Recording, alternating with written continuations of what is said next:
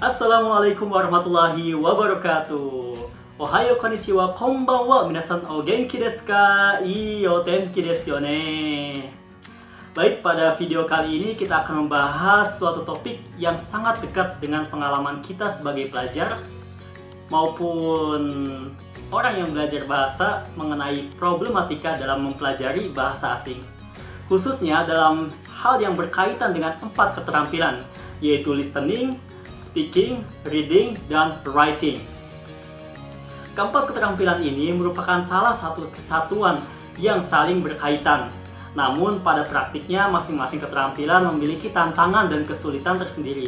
Oleh karena itu, pada video kali ini kita akan membahas atau mengulas problematika pada setiap keterampilan secara sistematis dan juga akademik tentunya, tetapi dengan bahasa yang komunikatif dan juga mudah dipahami. Bahasa asing itu adalah bahasa yang dipelajari di luar bahasa ibu dan tidak digunakan secara alami dalam kehidupan sehari-hari. Nah, oleh karena itu, proses pembelajarannya memerlukan usaha, latihan, dan juga lingkungan yang mendukung. Dalam pembelajaran bahasa asing, tujuan utamanya itu bukan hanya memahami struktur bahasa, tetapi juga mampu menggunakan bahasa tersebut sebagai alat komunikasi. Untuk mencapai tujuan tentunya, pembelajar harus menguasai 4 keterampilan utama, yaitu listening, speaking, reading, dan writing. Namun pada kenyataannya banyak ya pembelajar yang mengalami kesulitan menguasai 4 keterampilan tadi secara seimbang. Ada yang kuat di bagian reading tapi di speakingnya lemah. Tapi ada juga yang bagian listeningnya bagus tapi speakingnya malah jelek gitu ya. Nah, hal ini menunjukkan bahwa adanya problematika khusus pada masing-masing keterampilan. Problematika listening. Nah, listening atau keterampilan menyimak itu tuh sering banget dianggap sebagai keterampilan yang sulit di dalam pembelajaran bahasa asing. Salah satu masalah utama dalam listening itu adalah perbedaan bunyi, intonasi, dan lainnya. Pembelajar tuh sering sekali mengalami kesulitan memahami penutur asli karena kecepatan bicara, pengucapan yang tidak jelas, penggunaan aksen atau dialek tertentu. Selain itu, keterbatasan kosakata juga membuat pembelajar susah atau tidak mampu menangkap makna secara utuh meskipun sudah mendengar dengan seksama. Nah, problematika lain dalam listening adalah kurangnya paparan bahasa. Dalam konteks pembelajaran, pembelajar itu harus mendengar bahasa asing dimanapun dan kapanpun. Dengan begitu, kemampuan menyimak itu dapat berkembang secara optimal. Speaking atau keterampilan berbicara itu merupakan keterampilan yang produktif yang sangat dipengaruhi oleh faktor psikologis.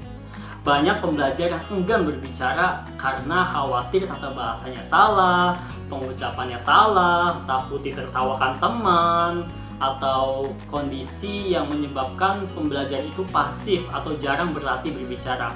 Padahal speaking hanya bisa berkembang melalui praktik. Selain itu, keterbatasan kosakata dan penggunaan struktur kalimat juga menjadi hambatan dalam berbicara tentunya.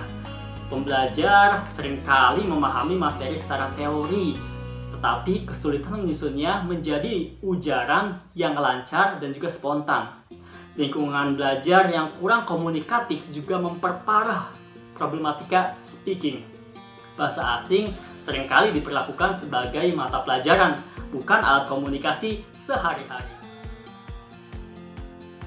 Reading atau kemampuan membaca memiliki tantangannya tersendiri, terutama dalam memahami teks berbahasa asing yang kompleks. Salah satu masalah utama dalam keterbatasan kosakata yang menyebabkan pembelajar itu harus atau sering membuka kamus dan kehilangan konteks. Selain itu, perbedaan struktur kalimat dan gaya penulisan antara bahasa asing dan bahasa ibu itu seringkali membuat pembelajar kesulitan memahami ide pokok. Hal itu menjadi kesulitan atau hal yang rumit pada struktur kalimatnya. Problematika lain dalam reading adalah kurangnya strategi membaca. Banyak pembelajar yang membaca kata demi kata tanpa memahami tujuan membaca, sehingga proses membaca itu menjadi lambat dan tidak efektif. Writing atau menulis merupakan keterampilan yang paling kompleks karena melibatkan penguasaan kosakata, tata bahasa, serta kemampuan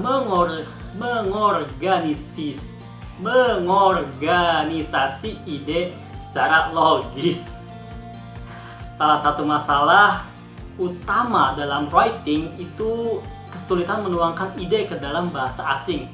Pembelajar tuh seringkali mempunyai gagasan yang bagus, tetapi tidak mampu mengekspresikannya secara tepat karena keterbatasan bahasa. Nah, selain itu, perbedaan sistem tata bahasa dan gaya bahasa penulisan antara bahasa asing dengan bahasa ibu itu menjadi penyebab banyaknya kesalahan struktur kata. Pembelajar seringkali bergantung pada terjemahan langsung, sehingga hasilnya kaku dan tidak alami. Kurangnya latihan menulis dan minimnya umpan balik juga menjadi faktor penghambat perkembangan writing atau menulis. Untuk mengatasi berbagai problematika semua itu diperlukan pendekatan pembelajaran yang seimbang dan komunikatif. Listening dapat meningkatkan paparan bahasa yang otentik seperti audio, video, atau percakapan sehari-hari. Speaking perlu dilatih melalui kegiatan interaktif seperti diskusi, role play, dan presentasi dengan suasana yang aman dan juga tidak menghakimi kesalahan. Reading dapat dikembangkan melalui penggunaan strategi membaca yang tepat seperti skimming dan scanning.